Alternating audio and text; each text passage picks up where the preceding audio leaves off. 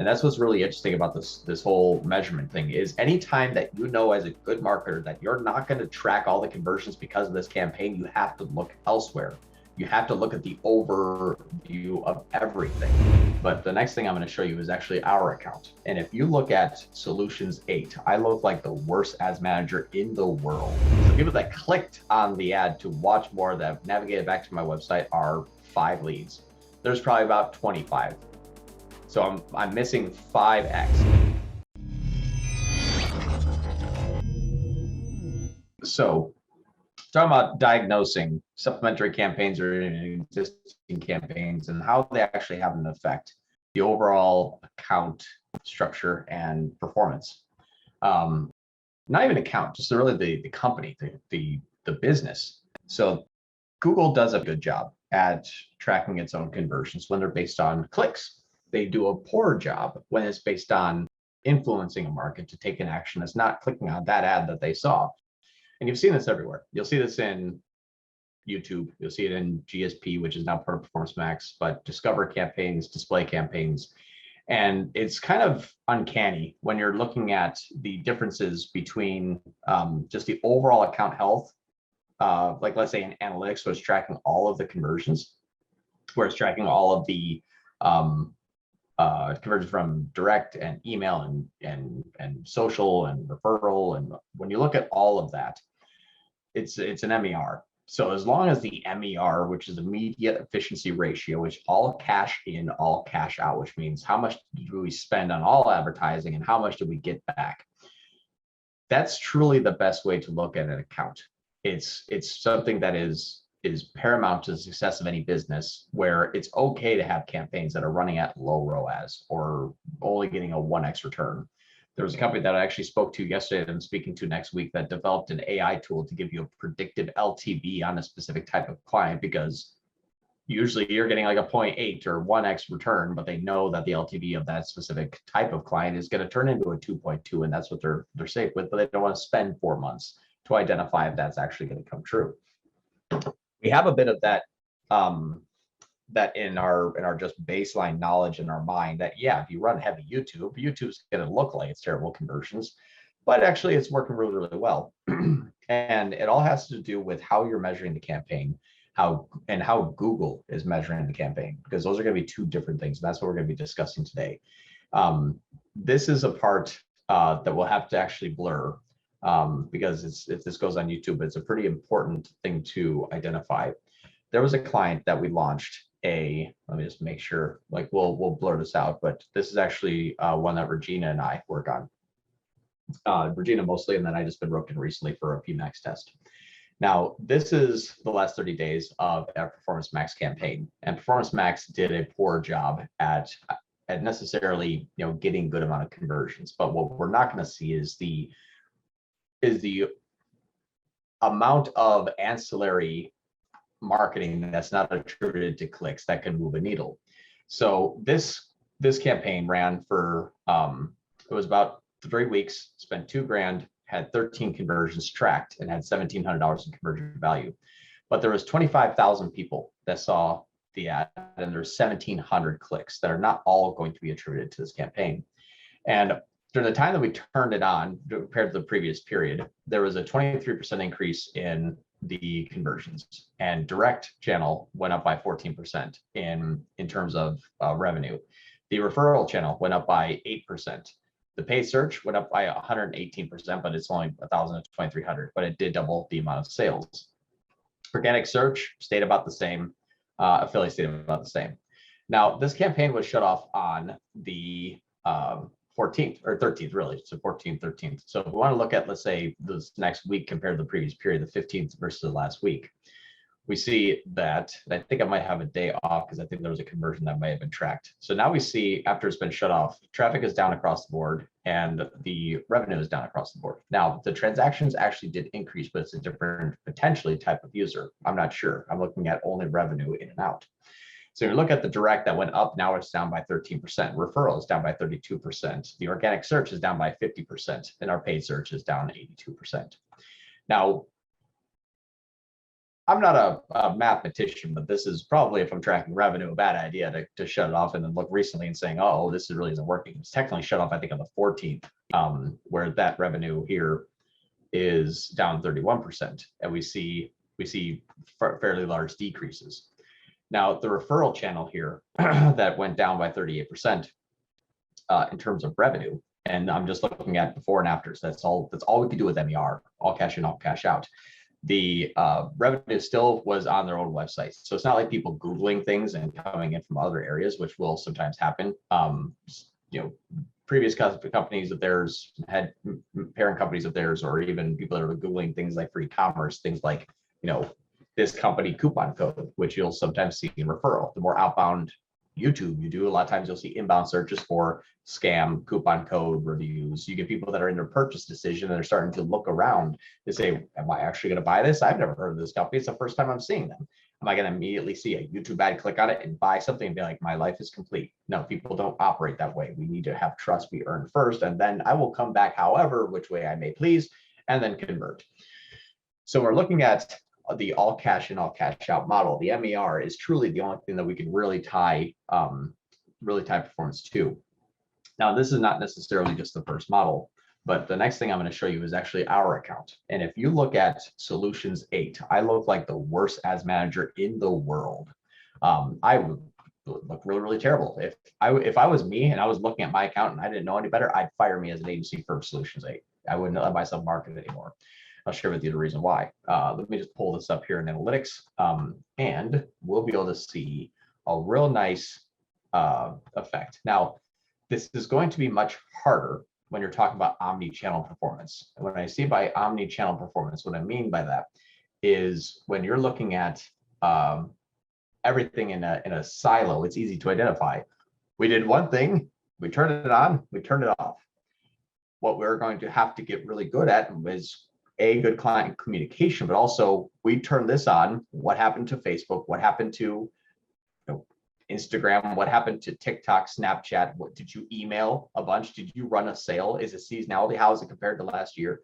You need to rule out all the variables and get yourself into a really good control group, knowing that you can tie that back to the changes that you're making.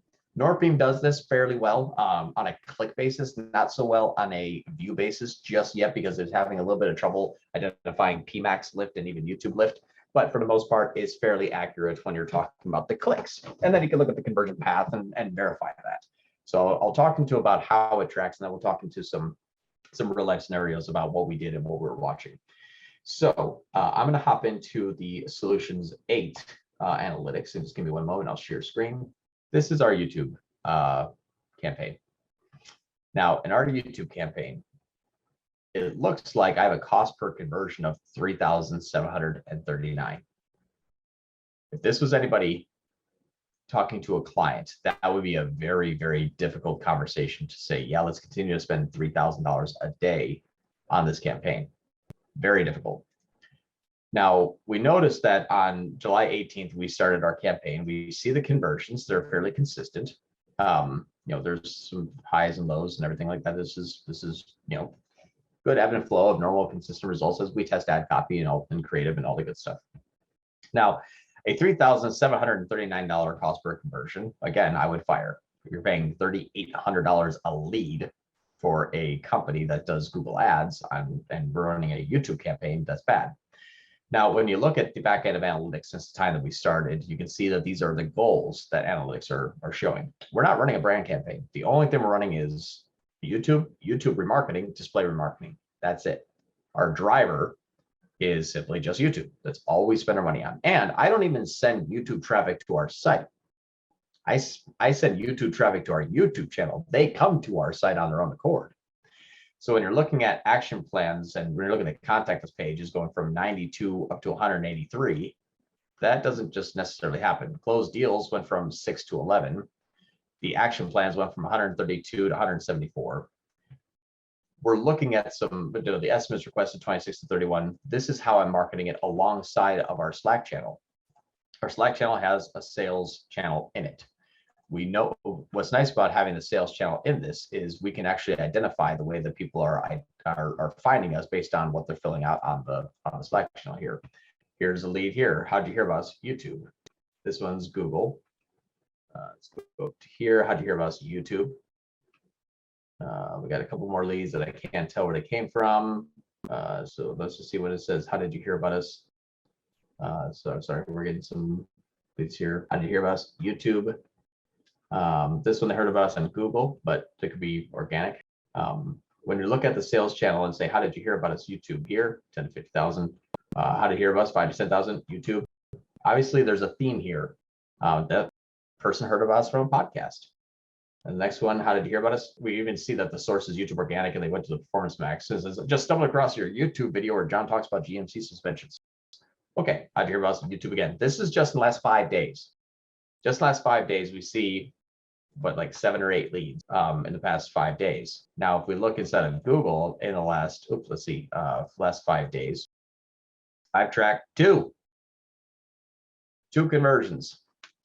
And I haven't even gone back to the last 5 days. I haven't even finished it. There's probably a couple more leads here. So what's interesting is I'm seeing a lot less conversions inside of Google Ads than I am inside of my analytics or even the Slack channel with proof of then on the lead's own accord saying, sorry, YouTube channel, how'd you hear about us? YouTube. YouTube isn't the first selection on our dropdown. The first selection is Google, then it goes YouTube. So they have to physically click the button, go down 2 rows, and click YouTube. So I know this is real, but Google is not tracking well at all. Like this, there's more conversions that are coming in that we had to skip like probably 6 or 7 conversions because there were different type of conversions they filled out our contact us form. I don't believe that people are just finding us randomly and converting. And Mike, and Gabby, you're here right now.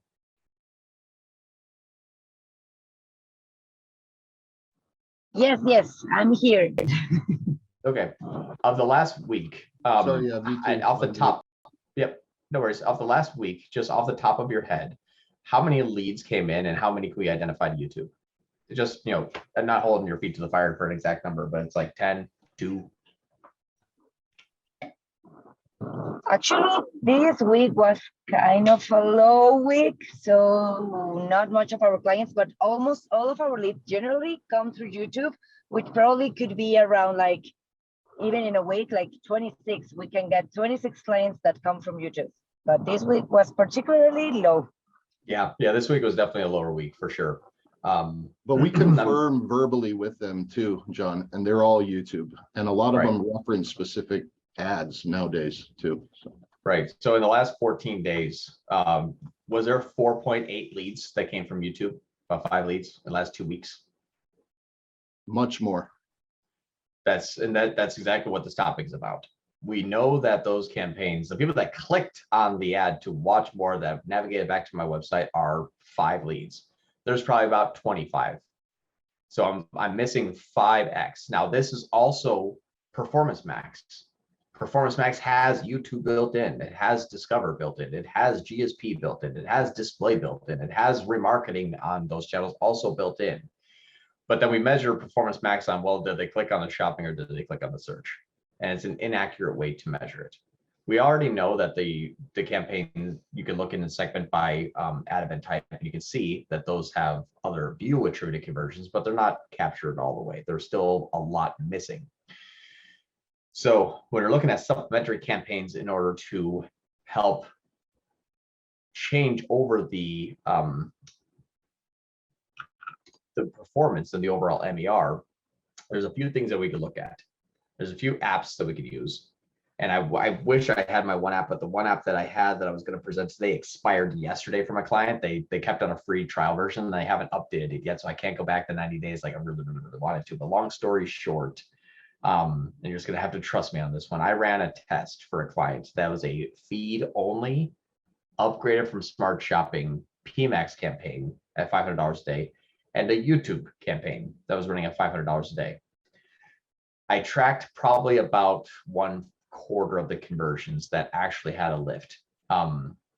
What this, I'll just show you the back end of the site. We'll have to blur this out too.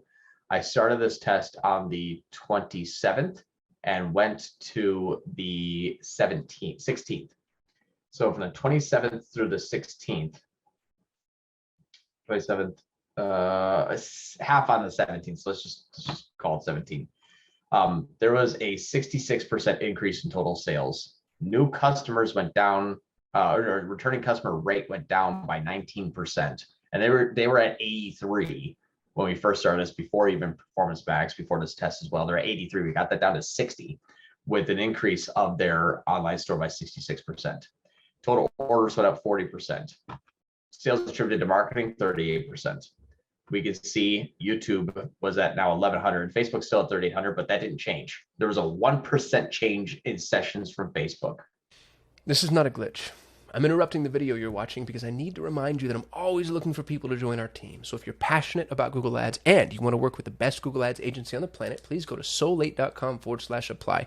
Speaking of working with the best Google Ads agency on the planet, if you're having trouble with Google Ads and you want professional help, that's what we do. You can go to sol8.com, that's SOL8.com, to apply for your free, no obligation action plan. And if I've given you any level of value at all, maybe think about giving me a thumbs up and subscribing to our channel. That's how we juice the YouTube algorithm so they actually know that I know what I'm talking about. If you have questions, comments, concerns, or confessions, hit me below in the comments. And now, back to your regularly scheduled program. That's what's really interesting about this is Facebook had a 1% change and YouTube was the thing that started. We started with YouTube and PMax, and there's a large movement of this needle here. I don't have the By the Numbers app. I wish I did. We had it expired. I don't think that the gentleman has updated it yet, unfortunately. So I can't go back to 90 days. I can only go back 7, so it's not really great. Test. But he didn't change anything in what was it called? He didn't change anything in Facebook. Right now we're still in the last 3 days, same exact 0.5. Like we're really running really well. I stopped YouTube though on Monday. So I stopped YouTube on Monday. I let feed only PMax go. So we have the same amount of total sales, but that's because our recharge subscriptions were good. Facebook went up 783%. The online store actually went down 11%. My returning customer rate popped up 36%. My sessions went down 20%. My total orders went down 14%. The sales attributed to marketing, because they also run email, went up to 220%. But you can see YouTube had a 45% reduction this last week, and I lost 11% of my online store. Everything else has been the same. I shut off YouTube 3 days ago, and we're starting to see this downturn starting to happen when I was up 63% during this time period. Google says I'm horrible. Google says this is terrible. Like nothing's working in here. Your YouTube conversions are costing you $800. Your PMax feed only campaign is nice at $100 CPA, so that's running really, really well. But your YouTube campaign is terrible. YouTube is not working at all. And that's what's really interesting about this whole measurement thing is anytime that you know as a good marketer that you're not going to track all the conversions because of this campaign, you have to look elsewhere. You have to look at the overview of everything. That's very, very difficult to do, especially when PMax becomes larger and larger and larger. PMax doesn't get view attribution data in Northbeam. It doesn't. So if you look at PMax and do click and views in Northbeam, it doesn't give you any additional conversions, even though Google shows, yep, we had 27 people last week that saw the ad longer than 10 seconds and they converted without touching it. Clicks and views on Northbeam does not change. So we can't rely on Northbeam for this data. This has to come from good marketers. And you have to know if you run YouTube, find where it's converting. Are we getting more email signups? Checking the analytics goals regardless of source. Are we getting more direct and organic and referral lifts like we were with the other company that I shared with you at the first example? We saw everything kind of moving up. You know, our spend and our revenue inside of the paid ads channel and analytics only went up by like 20%, but we, 50 and 60% elsewhere. That client also ran a direct mail campaign at the same time. But you don't get direct visits from direct mail. No one types in that website URL directly. They usually do the Google search for a brand name. That's just kind of a consistency. So when we're looking at this here, it's very hard to sell a client on, hey, trust me, that high CPA that you're seeing in YouTube, that's fine. You're okay. Don't worry about it. It's very difficult to do. It's very difficult to tell a client that they had a $562 cost per conversion, even though this account's never been under 200 in the last 3 months on feed only. I'm feeding it my own data. Even the brand's at 193. I'm getting cheaper conversions on my remarketing from my YouTube channel than I am getting a branded conversion, which doesn't happen. So that's what's really interesting is when we're looking at the different campaigns, we have to measure it accordingly. So far, is there any questions? Because this is like, it's nebulous, but it's more of like the tools box in order to identify where to start to look at the overall effects. Okay. Oh, I see, Caden. Which app would you use in Shopify for this? Caden, that was like 10 minutes ago. So what question was that about? I'm sorry. That was mainly just for the like people like the survey at the end, you know, where people can say, oh, I found you on Google, or oh, I found you on YouTube, or whatever. Gotcha. Yeah, the post-purchase survey. That's actually one that I can pull up here. That is something that I think that we should probably look at doing more often for clients. It's going to be helpful because we actually had a client come to us and say, hey, did you know this is a thing? we had a feeling, but they confirmed it with this. This is the week, I guess I would do this here. Let's say if you were on the 12th. So there was 31 responses in a post-purchase survey. That's an email or an app. Can't remember exactly. Either one is fine. I think theirs is an email, but there's an app for post-purchase of like, how did you hear about us? Same thing that Solutions 8 does, where it's like, how did you hear about us? YouTube. Out of 31 responses, and this is not all, I think there's only like a 25% response rate. 24 of them said I came from YouTube. Right now, YouTube has 19.56. We looked the week before, and 24 of them that already converted out of, I don't know how many conversions, said, oh no, I saw it on YouTube. That's a very interesting statistic. YouTube tracked less conversions than we had survey responses, which is less than the total conversion. So one more time, YouTube tracked less conversions than the survey responses, which is only a fraction of all conversions. That's big. That's one of the reasons why when the client first came to us and said, hey, did you know that YouTube's actually crushing it? Based on what people are saying in the survey, I think that happened around here, and we just started scaling up YouTube. It's pretty fantastic. There's in 1900s marketing for the win, Kate. She's pretty much right. Trust me, that billboard's gonna work. People love billboards. But that's what's really interesting. So we started to scale up more, and what we did is when we looked at the MER, we actually saw that as more and more that we put into YouTube showed incremental increases in MER. When we looked at the whole scenario minus the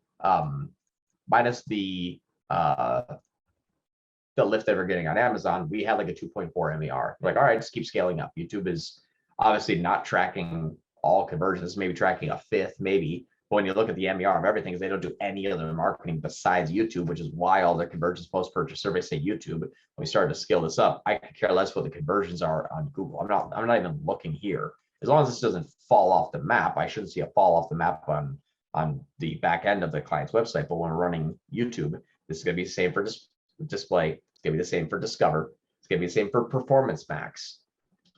This is something that we have to look at. If I'm spending this, what is the overall lift? It's becoming more and more and more the norm of how we're going to have to measure these campaigns. Google, especially when the third-party attribution kicks off, where we're no longer going to be able to see the third-party cookies, this may be the only thing that we could really market. We just turned into like iOS or post-iOS 14.5 Facebook marketers now. Be like, well, we lost 90% of our tracking, but here's what's going on. Like, that's going to be a potentially scary time. And that's why we all have to get really good at ignoring clients' information, ignoring Google's information, and finding out for ourselves as good marketers, when we run this is what we saw, depending upon what else was in that media mix of spend.